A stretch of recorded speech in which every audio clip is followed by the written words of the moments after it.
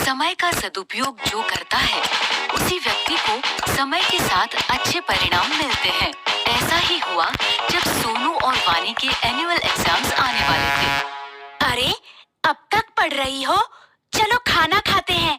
बस थोड़ा सा प्रोजेक्ट बचा है, नहीं किया तो टीचर डांटेंगी और अगले वीक से एग्जाम्स भी तो शुरू हो रहे हैं। वानी बहुत ही मेहनती और समय का सदुपयोग करने वाली बच्ची थी, जबकि उसका भाई सोनू बहुत ही लापरवाह और शैतान बच्चा था। हर काम कल पर टालता था। तुम्हारा प्रोजेक्ट हो गया? अभी से प्रोजेक्ट? वो तो 6th पीरियड में देना है। अभी भी 2 पीरियड बचे हैं। मैं झट से कर लूंगा।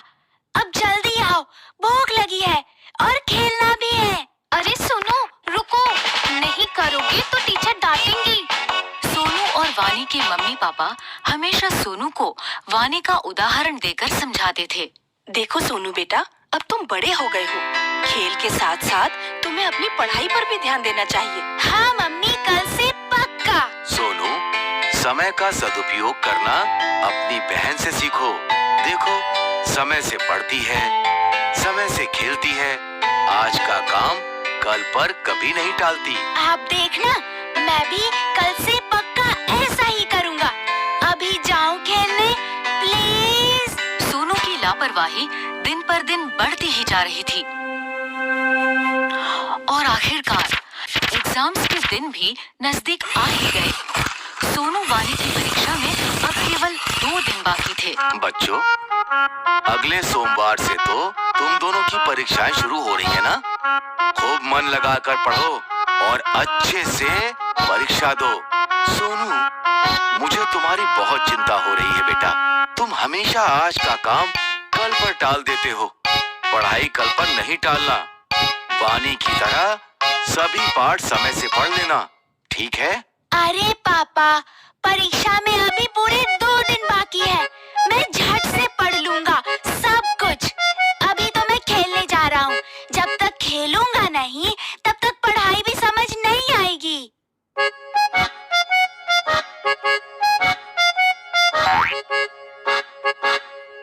अरे वानी, देखो ना, कितना सुहाना मौसम हो रहा है। आओ ना, थोड़ी देर खेल लेते हैं। पढ़ाई तो बाद में भी कर सकते हैं, झट से सब हो जाएगा। हाँ, मौसम तो सुहाना है, लेकिन मुझे मेरा पाठ पूरा करना है। कल परीक्षा है। इस मौसम में तो खेलने का मजा ही कुछ और है। तुम पढ़ती रहो, मैं तो चला खेलने। कुछ देर बाद वानी ने देखा कि सुहाना मौसम धीरे धीरे आंधी तूफान का रूप ले रहा है और काले बादल उमड़ रहे हैं, मानो बारिश कभी भी हो सकती है। बारिश का मौसम देख वानी को चिंता होने लगी कि अगर बारिश आ गई तो उसका पाठ कैसे पूरा होगा, क्योंकि बारिशों में अक्सर घर की बिजली कट जाती है। उसने सोनू को आवाज दी। सोनू, सोनू सुनो, मौसम देख के लगता है बारिश होने वाली है। शायद रात को बिजली भी कट जाए। खेलना छोड़ो और आकर अपना पाठ पूरा कर लो, वरना कल परीक्षा में क्या लिखोगे? चिंता मत करो वानी, अभी तो दोपहर ही हो रही है। रात को बैठकर मैं फटाफट सब खत्म कर लूंगा। बिजली नहीं जाएगी, बल्कि बारिश के बाद पढ़ने में और मजा आएगा। अच्छा, मैं जाता हूँ, मेरी बैटिंग आ गई। सोनू देर शाम तक खेलता ही रहा, लेकिन उसकी चिंता तब बढ़ी जब अचानक से बारिश शुरू हो गई। सोनू बुरी तरह घबरा गया और घर लौटा, जहां आकर उसने देखा घर पर ही नहीं बल्कि पूरे गांव में बिजली नहीं है। ये देखकर सोनू जोर-जोर से रोने लगा। कल परीक्षा में मेरा क्या होगा?